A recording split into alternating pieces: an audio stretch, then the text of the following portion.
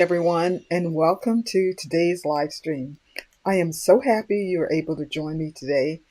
In case you didn't know, or is this your first time here, I am Angie, and on these live streams, we have been covering color theory and using the Itajimi method, which is a folding and clamping method of dyeing our fabric. We're going to continue that today, and right now we're working on analogous colors, which are three colors that are right next to each other on the color wheel. So far, we've done four sets, I believe, of analogous colors, and today we are going to be doing blue, blue-green, and green. Now, if you haven't watched the previous live streams, go back and check those out because we've covered a number of different color combinations. So definitely go back and check those out so you can take a look at those and learn more about color theory. So what I'm going to do right now is I am going to switch over to the overhead camera, and first I'm going to show you how to fold the fabric for the technique we're doing today. I already have two pieces pre-folded, but I'm going to show you how to fold one. So let's go switch over to that overhead camera, and here's what I have here. Let me move some of this out of the way. And I want to do one thing before I forget. Internet has been really flaky around here, and I want to set up my hotspot just in case we lose internet, and it'll switch over. Okay, that's done. So what I'm going to do right now is I'm going to unfold this piece, and I'm going to show you how it was folded. So this is considered a flag fold. And my fabric is 15 inches by 15 inches, but it really doesn't matter what size your fabric is. This process is still the same. So first we're going to start off by folding this fabric in half. Now if your fabric is longer one way than the other way, you want the long way going this way. Okay, so fold it in half, and then we're going to take the top edge and fold it back to the center. Flip it over and take this remaining top edge and fold it back to the center. So that's the basic fold. Let me do that again for you. So our fabric, if it's longer, you want it the long way going this way. Fold it in half. Take the top edge, fold it back to the center, flip it over, take the top edge, fold it back to the center. As I said, this is the basic fold, whether you're doing our flag fold like this or you're doing some other fold such as the square fold or the hexagonal fold, which we will be doing in our next series. So now, I want to flip this over this way. The next step is to take this bottom left point and bring it up to the top edge. So we'll just take that and bring it up to the top edge. Now we're going to flip it over, and this is our tail. We're going to take our tail and fold it back so we have a right angle. So this is a flag fold that is also called a right angle fold. Our next fold is going to be along this diagonal. We're going to take our tail, fold it back, so we'll have the diagonal and here. We're going to take our tail now and fold it this way, fold it back on the diagonal, and then one last fold there. So that's how we do our fold. So now that I've got this folded, I'm going to plop it in my bucket of soda ash so it can be ready to dye when I am ready for it. So my next step is, okay, hold on. I apologize. I'm sure the audio at this point is pretty crappy because I forgot to put on my mic. So let me bring that out and hopefully the audio will improve.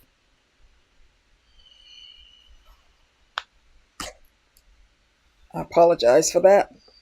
It's been a kind of a rough morning for me, but we're here. We're here and we're doing the best we can. That's all we can do. Okay, so hopefully things are better now with the mic. So what I want to do now is I already have my dyes already mixed, and I'm going to start with the blue. I have 2 pieces of fabric already soaked. They're here. And I have the pieces that I'm going to clamp the fabric with and some clamps.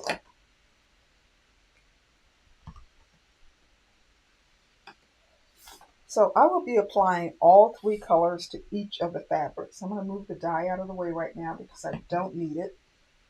So what I'm going to do first is to clamp this piece of fabric with these pieces of wood, which they're going to prevent the fabric from absorbing any dye where the wood is at. So that's our resist piece. And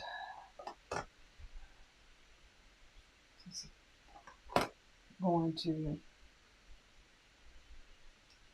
when I use this single piece of wood like this, I don't get 3 distinct areas. That's okay. Sometimes that works out just fine. So I'm going to use these spring clamps and clamp this piece of wood into place, and that's going to prevent that area from accepting any dye. Now before I bring out the dyes, I will put on my gloves to try to keep my hands clean. And I'm going to use all 3 colors. I've got my blue-green, and my green. But what I'm going to do with one color is I'm going to add a little bit of gray to it to tone the color down so that all 3 colors are not the same intensity, and that will help your pattern stand out more. It will still stand out if you don't do that, but I find having one color toned down just a little bit makes things a little bit more interesting. So I'm going to tone down the blue, and I'm going to add just a little bit of the blue to this cup here. And then I will add my gray to what's in the cup. That way I don't tone down my entire bottle of blue because I may want to use it as blue next. So this is gray. It's a color called neutral gray. And by the way, I didn't mention this, but I get all of my dyes from a company called Pro Chemical and Dye, and they're on the East Coast in Massachusetts. And this is called neutral gray, and it's a great color for toning down other colors. So I'm just going to use my pipette, put some in there, and try to get a feel for, I can tell it's a lot duller, but I'm going to do at least one more squirt. Okay, move that out of the way so I don't knock it over. Okay, so I'm going to do another squirt.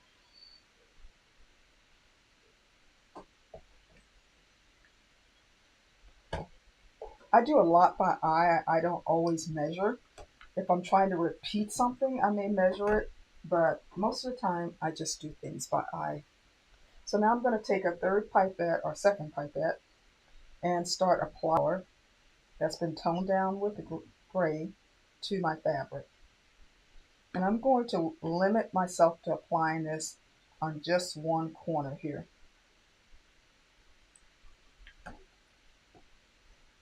I'll make sure to turn it over. And I also want to get inside of each of these folds to make sure that I get enough dye into the center. Of course, I mixed up way too much dye, but that's the way it is. Okay, now for the other colors, I'm going to use them straight up. I won't be diluting them or toning them down any whatsoever. And this is my blue-green, and I'm going to apply it at this corner. Now all of these colors will move around and they will blend together, and how much they move is just depends on the color, how wet the fabric is. I just let it do what it wants to do.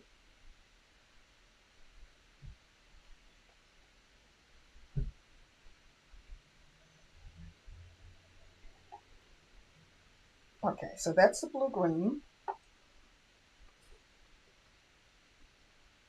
And let me get that so it won't fall over. And I already spilled the dye, the blue dye with the gray in it on the other tray. I just can't seem to make it through a session without spilling something.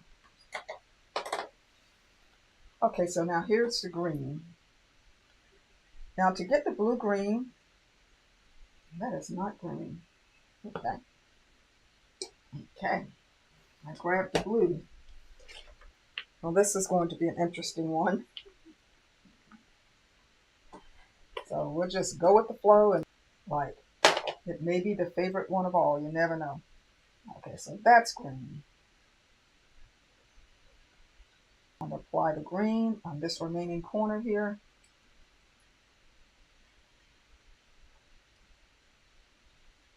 Apply some down in the middle.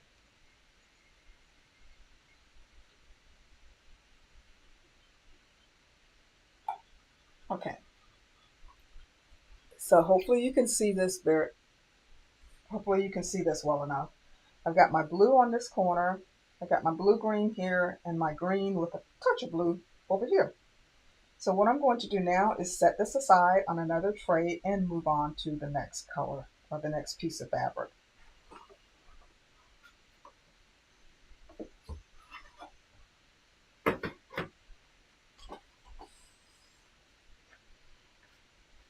Clean off my hands some here so I can try to keep my fabric as clean as possible. So this is the next piece of fabric. I just knocked over that little thing of dye again. So what I'm going to use here is this oddball shape, and I'm going to put it just like that. And now this will give me 3 distinct areas to apply my dye to, versus the piece that I just did. I didn't have 3 distinct areas. So now I'm going to put the clamps on here.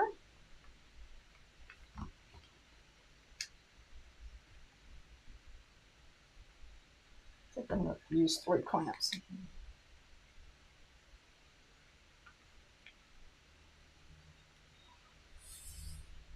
I'm going to start with the green here since I have it, but I am going to add a little bit of gray to that. First, I just want to clean off my tray. Don't worry about it. I'm just going to add a little bit of green. Add a couple squirts of my gray.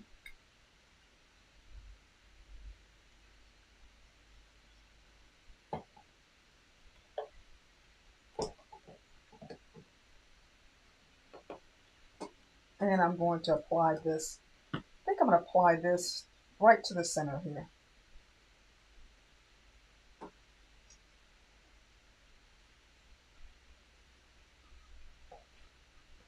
And you see how the dye runs along all of the edges, and that's fine. That actually makes for a more interesting piece.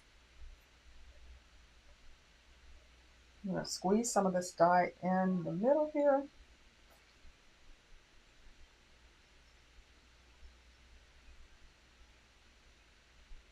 Okay. So that's the green. I'm going to set this little cup over here where I'm sure I will spill it sometime sooner or later. And now let's go to the other colors. I'm going to take the blue and apply it to one corner.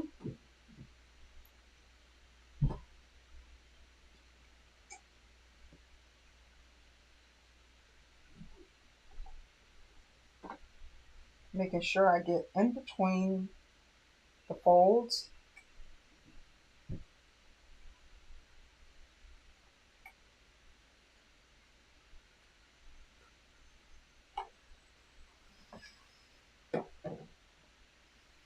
Now I'll apply the blue-green to the remaining corner.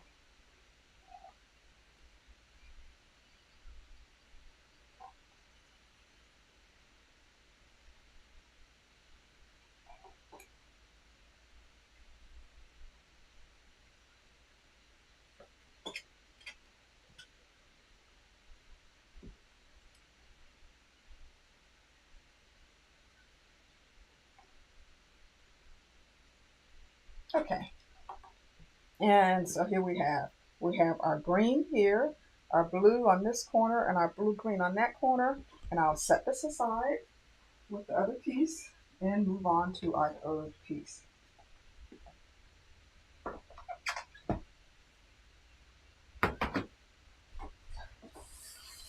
Now for the third piece, I'll need to get it out of the soda ash. So I'll clean my hands off here and I will be right back.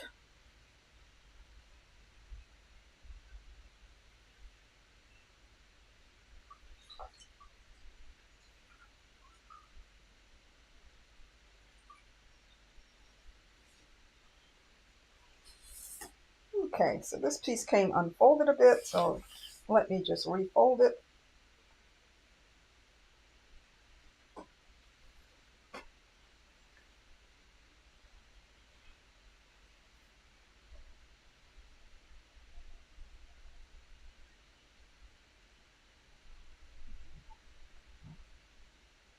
And I don't worry about things being perfect, the folds, but I do press my folds in.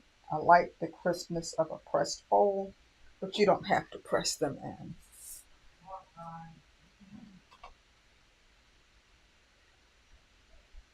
Okay, so how do I want to do this?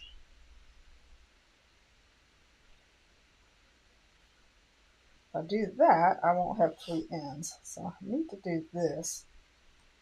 And again, I won't have three distinct separate corners like I did for the second piece, but that's okay.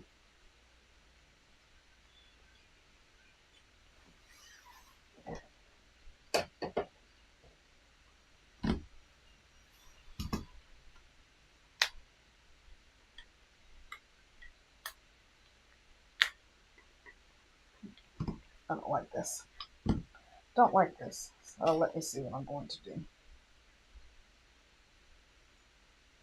Okay, I'm going to get another piece to clamp this with. I don't like the way that's looking. I'll be right back.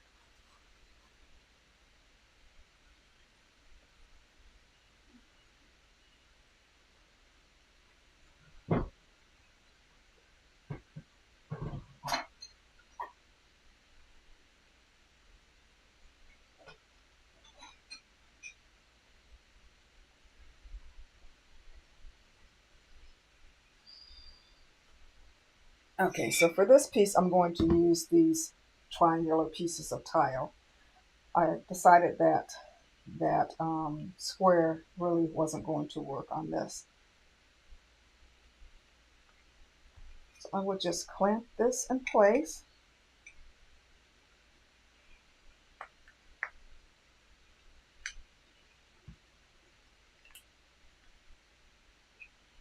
I love these spring clamps, but they can be a little difficult to handle if you don't have a lot of hand strength. I'm just going to put that here. So I grayed down the blue, I grayed down the green. So let's gray down our blue green this time. I'll add a little bit. Add a couple skirts of gray.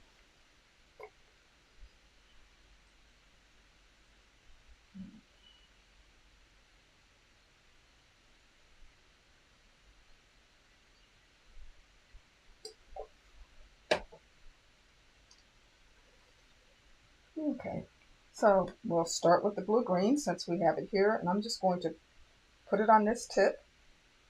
If I can manage not to tip it over. Turn it over to this side, add some from this side, and make sure I go in between. I just love the way the color runs along the folds like that. So here's the blue green.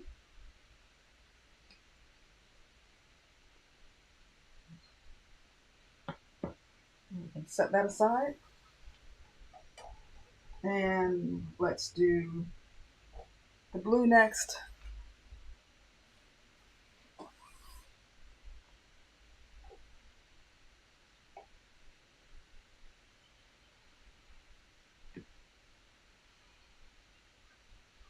reach in under this clamp and put the glue in. Let's get in between those folds a little bit.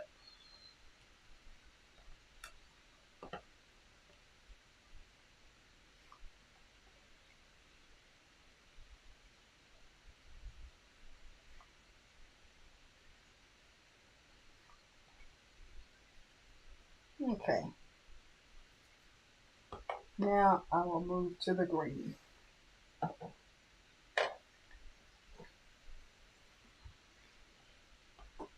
So I'll put this last color, green, right here on this tip.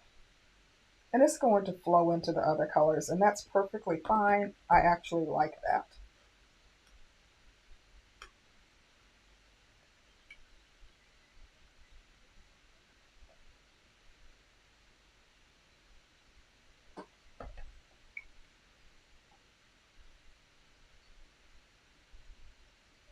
Okay, I've got a little white here, but I have a feeling by tomorrow that will all be gone. Okay, so this is the last piece. I've clamped it with a piece of triangular ceramic tile. I toned down the blue-green and I added it to that corner, added blue to this corner, and added green to this corner. So now I'm going to put it in the container with the other two. And these need to sit overnight. Well, they need to sit at least for 4 hours. I let my pieces sit overnight because I want to give them more time for the color to develop. And I find that with blue, you actually need to let it sit even longer than the basic 4 hours because the blue color is slow to attach itself to the fabric. So if you rinse it out too soon, you'll lose a lot of color. And especially when it's been rinsed or when it's been added to the gray, if you rinse it out too soon, you're going to rinse out most of your blue. So definitely when you're working with blues, leave them to sit as long as you possibly can. I like to do it overnight. So that's it for today. Today we looked at 3 more analogous colors. We looked at blue, blue-green, and green. And we dyed 3 pieces of fabric with those colors. And now tomorrow, after they've sat overnight, I will have them rinsed out before the live stream starts. And we will take a look at what we have and how the colors mixed and blended together. So I hope you enjoyed this live stream today. And I do hope you come back tomorrow for the reveal. And again, if you haven't already watched any of the previous live streams, go back and do that. I think you're going to find them helpful. And while you're at it, go ahead and hit that like button, hit that subscribe button, and I'll see you back here again tomorrow.